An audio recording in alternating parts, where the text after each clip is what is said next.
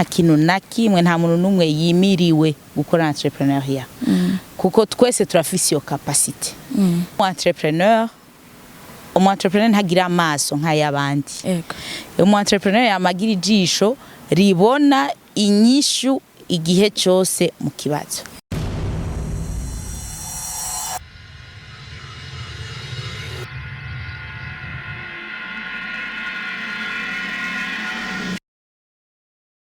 Abakunzi ba Empower TV, abakunzi bacu turabaramukije ugira kandi twizeye ko mumeze neza, twizeye kandi ko byose bigenda neza muherereye, ni haba hari kitagenda neza Imana igufashe ikube hafi kandi irashoboye byose. Hama ni onera kuri micro nko mubibona, nkaba ndi kuri Source du Nil Hotel ya mbere muri kino gihe igikora mu ma hotel ya kera ikiri nziza cyane, bafise parking nini, bafise jardin nziza cyane, nibaza ko bashaka gukoramo n'amafete cyangwa ama evenement atandukanye, hariho piscine, hariho ama bureau n'ahantu hameze neza, murashobora gutira agashambara mukaza mukabiraho. Ego nkaba ndi kumwe n'umutumire mutumire adasanzwe wa Empower TV, araza reka ndabireke simuhave mvuga ibidakenewe, yivuge atubwire icari n'ibindi murabyumva hanyuma. Turaguhaye kaze. Murakoze cyane. Umeze neza? Yego ndashima Imana. Urashaka kuramutsa abadukurikiye? Yego ndabaramukije mwese aho muherereye, umwe wese mucubahiro Imana yamuhaye, nimugira amahoro. Ego urakoze cyane. Hama ushaka kwivuga? Okay. Muri make. Ego jewe ku mazina nitwa Nadine NDABIGENGESERE, nkabandi ngaha nk'umuyobozi w'ishirahamwe ryitwa Great Vision Group. Ni ishirahamwe risanzwe rikora mu bijanye n'isuku n'isukura ngaha mu Burundi. Nije rero ndariyoboye ego ngaha mu Burundi kuko ni ishirahamwe twiteguriye kuko rizoba ishirahamwe rifise icicaro gikuru mu Burundi, mugabo kikazoba gishobora gukorera muri Afrika yose ndetse no kwisi yose. Wow. Niyo uyiserukira mu Burundi. Ego. Okay, ndumva naronse umuntu mwiza ashobora kutubwira ibidasanzwe canke byinshi kuri yo Great Vision. Hama mbega Great Vision kweriki? Great Vision Group nkukomeje kubivuga ni ishirahamwe risanzwe rikora mu gisata cy'isuku n'isukura. Tukaba twatanguye gukora ngaha, twaronse urusha rwo gukorera ngaha mu gihugu kuva itariki 23 z'ukwezi kw'indwi mu 2020. No kuvuga turacyari ishirahamwe rikivuka, turiko turakura. Ego igeshira hamwe dusanzwe dukora kubijanye n'isuku n'isukura biciye mu gutanga services zacu biciye mu toilette mobile, tujya tuzo twasugumwe ngendanwa mu mazimisi mubona bukora ku misi mikuru, ahantu hakoraniye abantu benshi, mu bikorane, mu mafoire,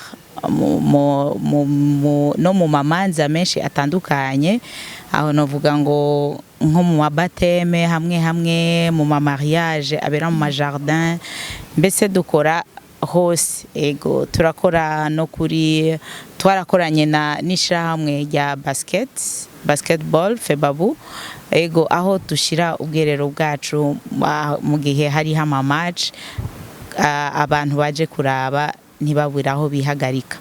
Rero dusanzwe dufise nandi ma service ajanye no kugira vidange ya mafosse septique, kuvidura ibinogo vy'amatoilette. Hama dusanzwe tugira n'ibintu vyo gusukura haba mu mazu manini mu mabureau n'ibindi. Ego hama tukaba turi ngaha mu gisagara ca Bujumbura n'Igitega, tukaba twifuza yuko tuzokora mu gihugu cose. Hama dufise mission twihaye nka Great Vision Group yo guhagarika ico bita defecation à l'air libre, no kuvuga guhagarika kwihagarika ku musozi, kuko bijya n'ibintu biteye ingorane na cyane ku bakenyezi, aho twebwe tutihagarika aho turi ahariho hose, mugabo abagabo b'umengo ntibibaraba. Yego rero dufise iyo mission yo kubikuraho kuko bironona ikirere, na cyane muri iki gihe isi isagajwe n'ihindagurika ry'ibihe, hama bigatuma igwirirana ry'ingwara zifatiye cyane ku bimba vyirondoka bigwira. n'ivyo n'ibindi ego hama tukaba dufise une vision, dufise umugambi wagutse aho twihaye ko muri ivyo bintu twihaye amafaza abiri canke ibice bibiri tuzokoreramwo. Hariho igice ca mbere co kwegeranya iyo myanda, hama igice ca kabiri kikaba kizoba gifatiye mu guhingura uyo mwanda, tukawuhinguramwo ibindi bintu bishobora kutugirira akamaro mu buzima bwa misi yose. Aho novuga ngo twiteguriye kuzohingura uwo mwanda mukuru, amazirantoki canke umukoyo nimba dushaka kubivuga, tukawuhinguramwo intabire canke biogaz ishobora kuzoza kudufasha mu gikoni. Wow, ndumva ko ari igikorwa kinini cyane kandi mutanguye vuba mugabo deja tumaze iminsi tubona nyene ivyo bintu, tubona ama toilette mobile n'ibiki biri mu ma evenement menshi ngaha mu gisagara ca Bujumbura, ari nayo mpamvu twahisemo kubabaza mbega bijya n'ibiki. Je ikibazo nshaka kubaza ubu ni ko kimyumvire gukorera muri iyo secteur. Okay, murakoze cyane. Mu bihumbi 2019 muri December mu kwezi Kigarama tariki 27 twabuze umuvyeyi, papa atuvyara, hama tuba oblige kurindira gatoyi. Amaziko yabaye mu kwa mbere itariki 6 no twagenda kumushingura ku Mpanda, aho twahura n'ikibazo. Mama yaragwa asanzwe agwaye akagwara ka diabete, muzi n'ukuntu vya diabete bimeze mu bijanye no kwihagarika. Rero dushitse ku Mpanda, mama arabura aho yihagarika, niho tugishika niho yifuza kwihagarika, kwifasha. Ego niho twagira ikibazo, haba agapanike. Muravyumva namwe, umuntu we mufakazi, turashitse yambaye imfutano yera, ntafisa aja. Aho rero nca mvuga uwo dusanzwe dukorana ariwe Thierry, dusanzwe dukorana, turavugana tuti weza ni modoka shira ngaha aronke umuzibire. Imvire rero imodoka niyo yazibira, niko karakaze gazo muri gwa ruhome. Hama iyo sene ntiyabaye rimwe, yari reproduire 2-3 fois, haguma haba ko kantu. Aho rero hariyo nabandi baguma bagenda kwihagarika ngaho, na cyane cyane abakenyezi byarabagoye, barakarigwa cyane. Naho rero icyumviro cavuye, munavuga ati aha hariyo urgence. Kandi dufite ama projet yandi twako turakora, mugabo tushatubona yuko ngaho hasani ikintu atabantu bariko barabona, kandi ari kibazo giteye uruhagarara. Naho rero icyumviro cavuye ibyo byabaye mu kwa mbere. Mu kwa gatandatu ibintu byari bimaze gushika, mu kwindi tumaze kuronka uruhusha rwo gukora. Hama tuca turatangura. Aho rero niho novuga yuko byabaye ibintu bitworohera. Kubera iki? Kubera twaje kwishura ikibazo cyari gisanzwe gihari. Iyo rero uje ugana ikibazo biroroha, kuko umuntu wese afise ikibazo akaronka inyishu arayitabira. Ego. None Great Advision Group ni ishiramwe ry'umuryango ko numva byahereye muri famille? Si ishiramwe ry'umuryango, nuko igihe cyose uri kura uza wiyumviriye umugambi, uriyumvira abantu mwokorana. Rero iyo wiyumviriye abantu mukorana, abambere utangura kwiyumvira ni bande? Utangura kwiyumvira abakwegereye, ubonamwo ico wifuza, niwo wa mbere utangura guhamagara. Naho rero twe dufite umuryango munini, turi babiri gusa, bwabo nitwe twace twiransa muri ico, abandi bari mu bindi. Ego. Ikibazo cahavuye kiba inyishu. Donc challenge donc yahindutse opportunity cyane. Ego nico vuga nti igihe cyose nk'umu entrepreneur, ntagira amaso nk'ayabandi. Umu entrepreneur yamagira ijisho ribona inyishu igihe cyose mu kibazo. No kuvuga à chaque problème il y a une solution.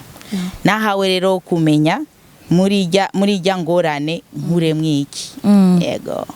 No, kuri wewe nk'umu entrepreneur ubu wotubwira gute est-ce que entrepreneuriat ni ingabirano canke ni ikintu umuntu ahitamwo gukora nko uhitamwo kwiga medicine cyangwa ugahitamwo kwiga économie? Donc entrepreneuriat ni ingabirano canke ni carrière?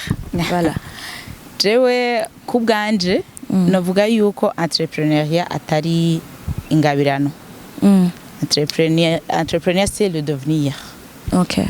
Ni kintu wiga wanashaka wigisha hama ukagikora. Nta kintu na kimwe, nta muntu numwe yimiriwe gukora entrepreneuriat. Kuko twese turafise iyo capacity. Gusa ico navuga nuko kugira ubu mu entrepreneur mwiza hari ico usabwa. Hariyo quelques qualités bisaba yuko ubu ufise kugira ngo ubu mu entrepreneur mwiza.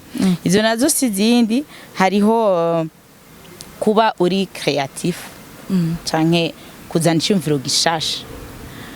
Nibyo nako ndakubwira nti mu ngorane yariyo yose uhura nayo ugakuramwo inyishu, ukazana ikintu gishasha gitandukanye n'ivyari biri ngaho. Ayo niyo maso, nibwo bwenge bw'umu entrepreneur. Hama icakabiri hariho gushaka, la volonté. Aho navuga ko byinshi, kuko umu entrepreneur ategerezwa kuba ari umuntu akerebutse. Yego. Ko birasaba inguvu nyinshi, bisaba inguvu mu kurondera, mu kugira ama recherche, bisaba inguvu mu kuraba ivyo ufise, mu kwiga, usanga ufise amaso hose. Hama bigasaba no kuba ambitious, kuba ufise iyerekwa, kuvuga uti uyu musi ndi ngaha, ejo nari ngaha, hama ndifuza gushika hariya. Ivyo byose ukagenda ubishira ku murongo. Ivyo rero ivyo bisaba inguvu, bisaba kwimenya wewe icuri, kumenya ico ushoboye n'ico udashoboye, kugira ngo umenye uwo wozana yogufasha gukompleta kijya kintu ubuze, kugira ngo iryo shira hamwe ribeho.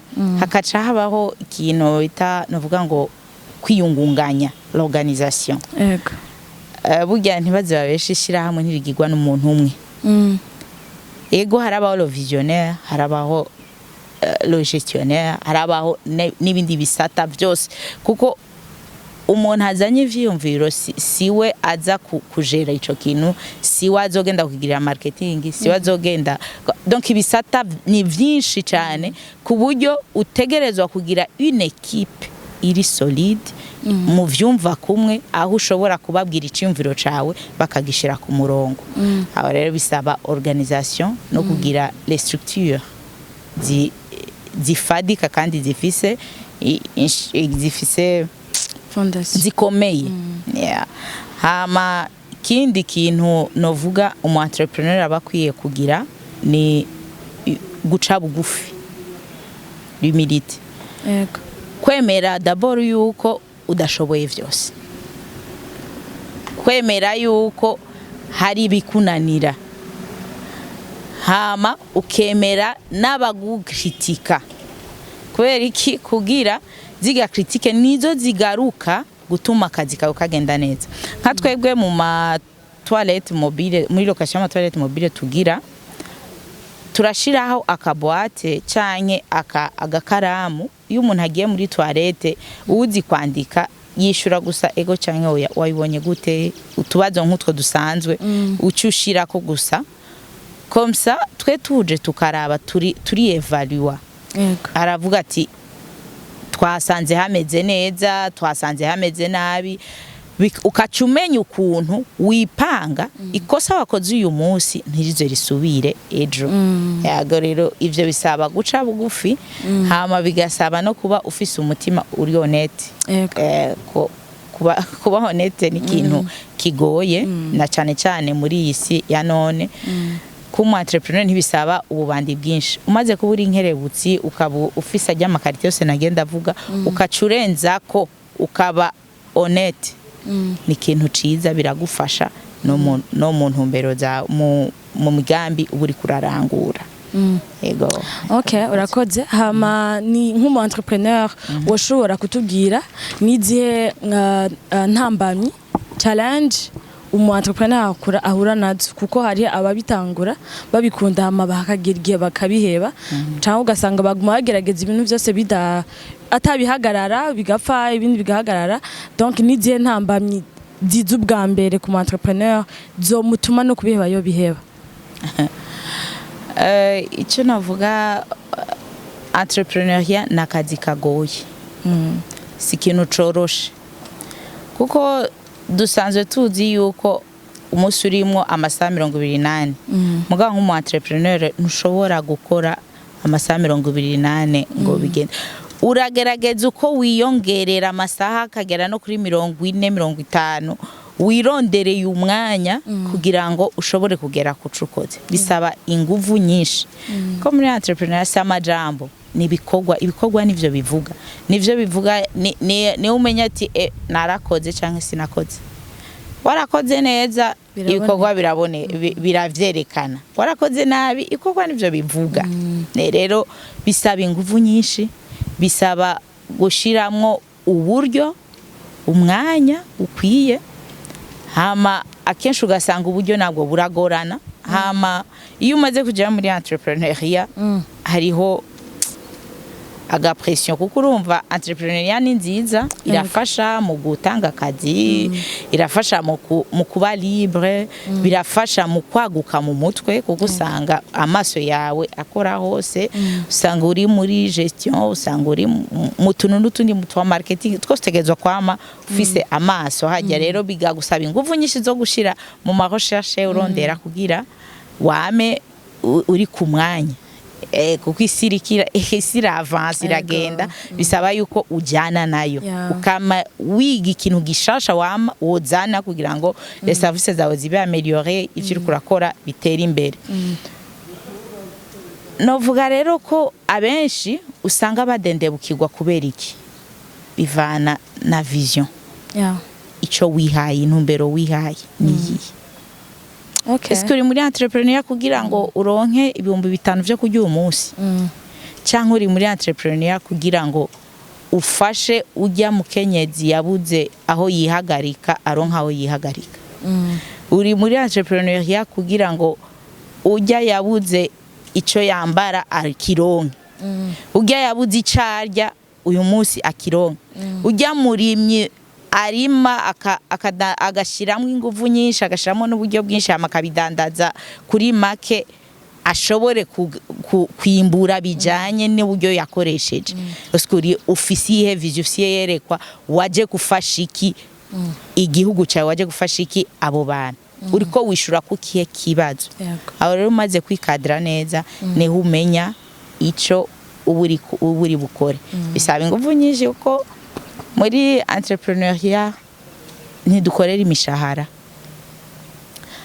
tuba ubuzima novuga ngo ubuzima buri instable professionnellement kubera ntubuziti uyu ku kwezi bizogenda gutya hama ntubufise ntuba ubufise ibintu usanzwe ukeneye utegerezwa gukora rero kuvanga ubuzima busanzwe n'akazi ukora biragora bisaba inguvu nyinshi ni usanga rero bamwe bibagora kubera ubwo buzima buri instable bwana bwo nyene nabiragaruka bikadufasha kuko uyu munsi urabura ejo ukaronka umurenge aho niho bica bisaba yuko za valeur za gestion zikora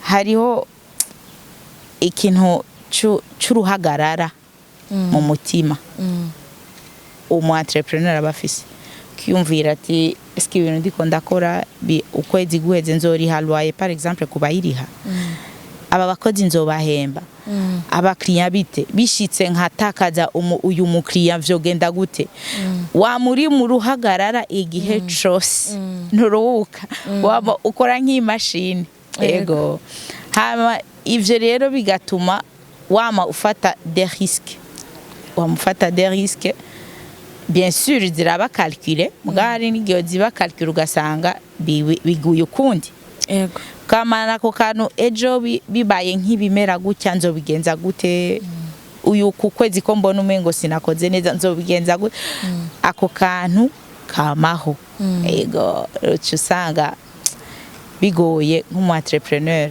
cyane cyane rero iyo uri kurakora ibintu abantu badatahura ingorane dukunda guhura nayo ni ivyiyumviro abantu badahindura ivyiyumviro iyo uzanye ikintu gishasha si mu Burundi gusa n'ahandi hose iyo uzanye ikintu gishasha abantu barafisa ako kantu ka resistance yo kwakira ico kintu gishasha bariko barabapropose haba mu ma produit yo gufungura haba muri service niko bimeze uzanye ikintu gishasha haba hariho ako ka resistance niyo cyo gituma bisaba ingufu nyinshi nk'umu entrepreneur kugira ngo usigure umugambi uwigishe ubanze abantu babanze bawumve kugira ngo ejo bashobore kureponda rero iyo uri muri ico kiringo cyo guhindura ivyiyumviro bisaba uburyo bwinshi kandi atacuri kurinjiza kandi ugamandanya udepanse rero niho abantu benshi usanga batera kamo ababafata mu mugongo kuko entrepreneur asaba uburyo utari ubwaruze muri uwo mwanya nyene na surtout uzanye ikintu gishasha nka twebwe nifatiye kwa karorero tukizana aya ma toilette mobile nukuri abantu ntibari bazi ivyari byo benshi bariyumvira eske no du frigo bashize hajya bimeze gute ntibumva n'akamaro kavyo tuca twiye umugambi wo gushira inguvu mu kwigisha kugira ngo duhindure ivyiyumviro umuntu wagenda kumubwira ivyo akumva ko ari ibintu vy'aba boss akumva ko ari ivyo umuntu yifise kibagira yuko ijya besoin ikora uwari we wese ntiraba umwana ntiraba umukuru ntiraba umutunzi ntiraba umukene mwese murakenera toilette kuko mushirayo bimwe kandi byose birasa byose birasa rero ubanza kumwigisha ukamubwira ati yamara kujya umutunzi akenera toilette nawe ni kuyikenera hama mugabo bagiye baravyumva icyo ndagishima cyane kuko bagiye baratahura igituma bakwiye kuzikoresha ndagwa akarorero nko mu mamanza aho dusigaye dukora no mu mamanza asanzwe uramaze kubona iyo ufise urubanza muhira nka dote baje gukwa canke habereye mariage mu kajardin muhira canke akandi urundi rubanza gutwikurura n'ibindi byose zijya manza dusanzwe dukora za misi yose uramaze kubona ukuntu aba invite canke abatumire basiga bakugiriye inzu na cane cane agatwa leta aho sifutse hama ugasanga winjiye mu nzu uhuye n'umuntu avuye mu cumbi wawe akakubwira ugatangara uvuye nako ndondera toilette niyo excuse nimba bajanye na tubiri nimba bajanye n'utundi ntavuze akaca kumvisha ko ari karondera toilette kandi birumvikana ntuza kumutatira afise raison iri valable niho rero twaciye tubabwira yamara kugira mukureho izo ngorane washoboye gukota ihema washoboye gushira kumuzanira icajya ukamuzanira icanya mushiraho nahaja kugira ngo ukure zijya ngorane ugasanga ba mwana gusavye aho yihagarika ukiyumvira ukuntu uri mu bucisha muri ya koridoro irimo uturato n'ibiki kumva ni ibintu bibuze umva umengo sinzi n'ikintu kigoye muravyumva namwe nk'abarundi ego naho rero twagiye turababwira ati twebwe turi flexible banashaka turashobora no kubikora kuri moitié prix canke nitunarishe mugabo ubanze wumve ego ikintu biriko biragufasha iciza cyavyo naho rero mpamagarira aba entrepreneur kugira kwihangana la persévérance surtout ufise vision ufise y'urukuraje ubuzi yuko igihome tuzohura naco nzokibomora kugira ngo Burundi turacafise ivyiyumviro biboshe sinzi ko navuga ngo biboshe canke kudatahura mugabo nanone ndashima kuko ubu ariyo benshi abarundi basohotse hanze barabonye hari ibihugu biriko biteye imbere tuhanye imbibe nka Tanzania nkande aho ugenda ukabona utuntu n'utundi kuko ubwenge burarahugwa kandi akanyoni katagurutse nikamenye yo bweze rero iyo ugurutse ukagaruka uza mu mutwe hameze nk'ahugurutse ubona ibindi abari ngaho batarabona noneho duhiriwe duhishije turi mu gihe ca technology aho umuntu aba afise agatelefone kiwe agatelefone kashobora gutuma uvoyage isi yose ukayimara rero iyo uri kuraraba ku gatelefone kawe tureke guta umwanya ku telefone tuja mu nkuru tuja mu mastati dutwenga dusubira ahubwo tuje muri telefone urondera ikintu gishasha aho cafashije abandi gishobora gufasha community yawe kugira ngo bize bigufashe wewe bize bitume n'igihugu cyacu gitera imbere.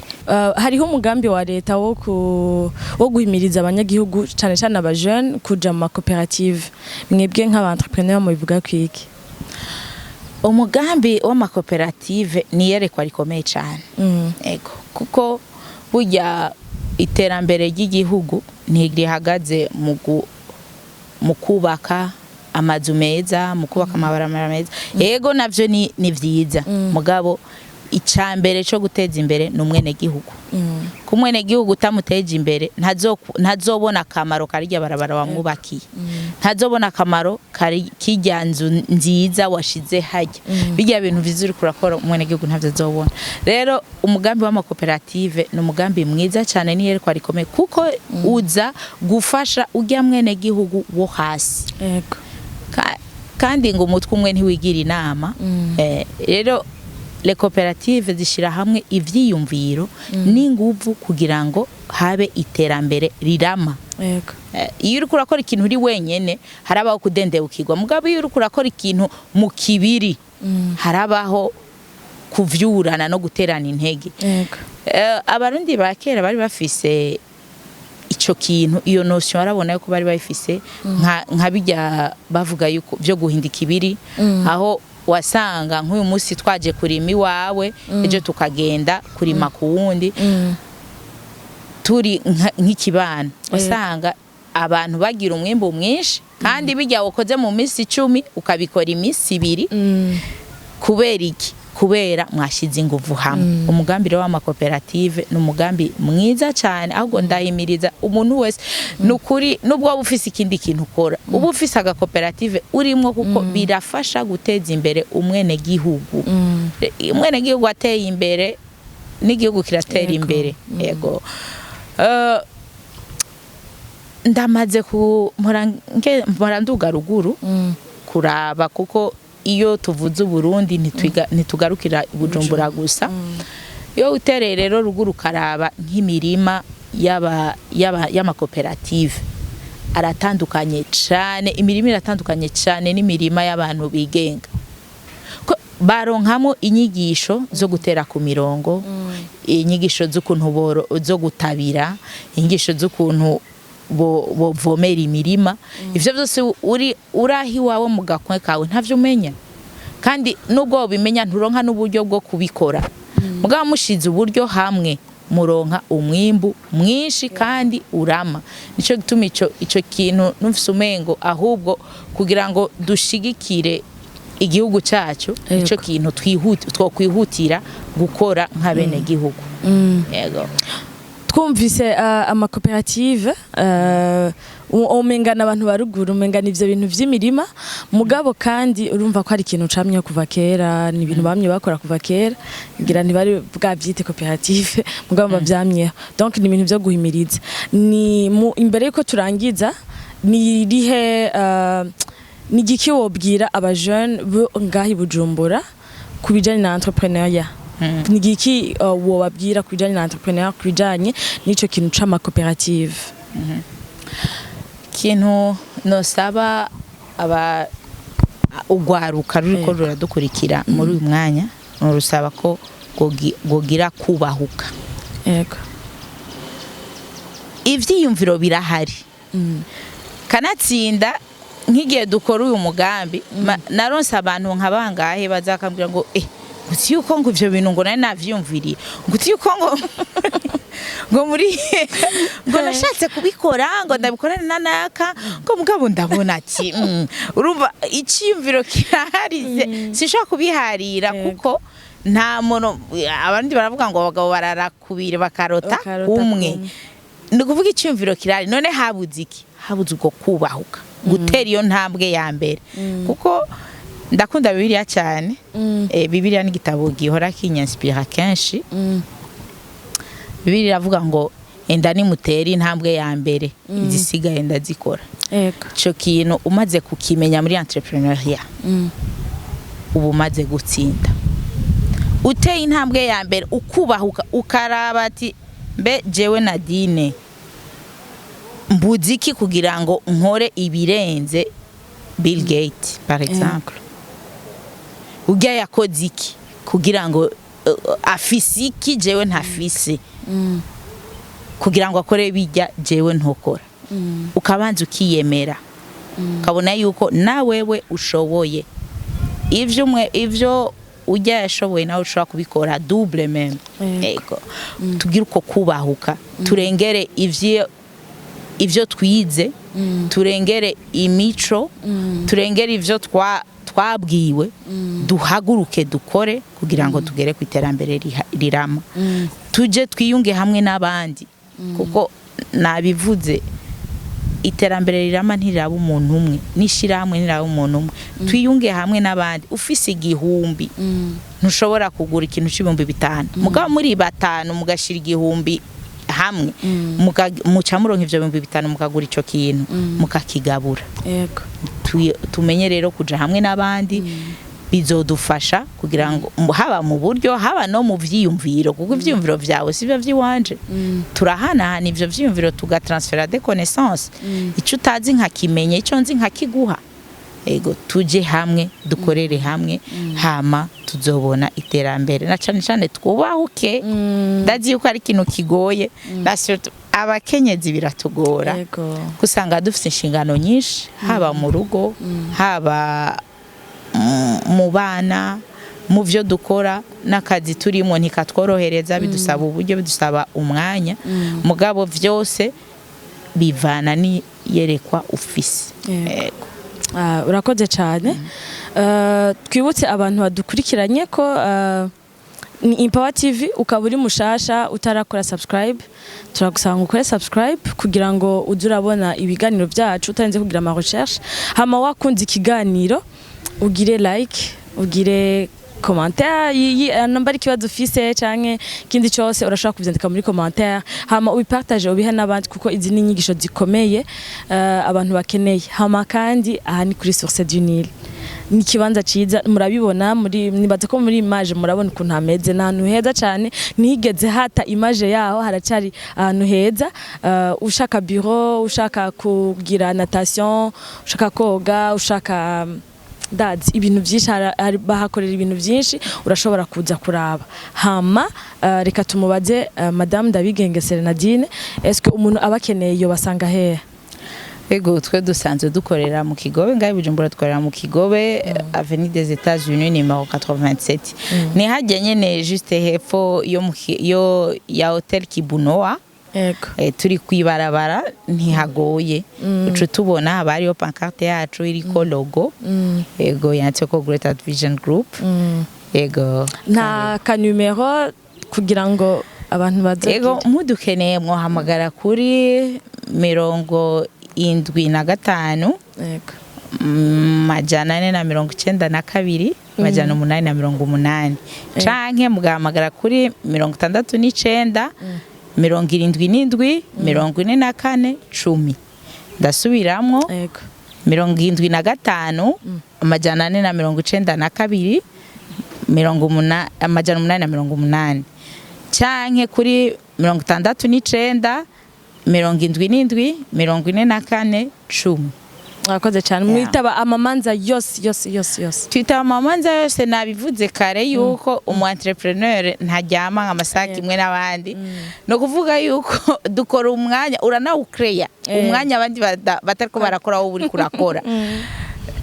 Turaronka na telefone za saa 7 z'ijoro turaronka telefone za saa 3 zikubwira ati ejo 6h uzoburi ku kazi. Kandi iyo umuntu yatewe n'umwanda nkujya benshi murabizi tuba turiko dusova ubuzima. Ego ibikorwa byacu biri cyane mu gusova ubuzima ko guhagarika ku musozi birabangamiye ubuzima n'amagara y'abantu kubera iki harimo niho hava za ingwara zitandukanye za tifoide za malaria ingwara za korera za amacinya rero ibintu nk'ivyo iyo mugenza wawe iyo mubanyi wawe yatewe nawe uri kurashikirwa rero ushoboye gukiza umwe ubukijije akarere kose yego reka tugushimire cyane ku majambo yose watubwiye murakoze cyane nibaza yuko abantu bavyumvise bazobitura kuko ni ibintu bikenewe cyane bikenewe misi yose si ibintu bikenewe genre rimwe na rimwe ibintu bikenewe misi twamamamanza twamama evenement nga mu gihugu nibaza yuko mwaratangiye gukorangira abantu baca babyibuka ati babandi nibajya okay hama rero turahimiriza abantu mu kurangiza reka duhimirize aba jeune aba mama abantu bose muri rusangi kugira entrepreneuriat ukubahuka ico cyiyumvira ufise udafise uburyo bwo kugitangura je hamwe n'abandi ukorane n'abandi imfashanyo zirahari hariho banki y'aba jeune urashaka kuyitura n'ibintu byinshi mugahindika ibiri nkuko byamye mu Barundi hama kandi ikindi naco twijukire kwakira canke kwemera ayo ma ide mashasha guhindura ivyiyumviro nkuko madame yabivuze ngaha anya duhindura ivyiyumviro umuntu niyazana iciyumviro gishasha tumushigikire tuvyitabire turabiciza cavyo tubikore ego ndagushimiye kwashikanye kuri no mwanya ukidukurikiranye twizera yuko ushika gukurikirana ibiganiro byacu naho utaha bye murakoze bye bye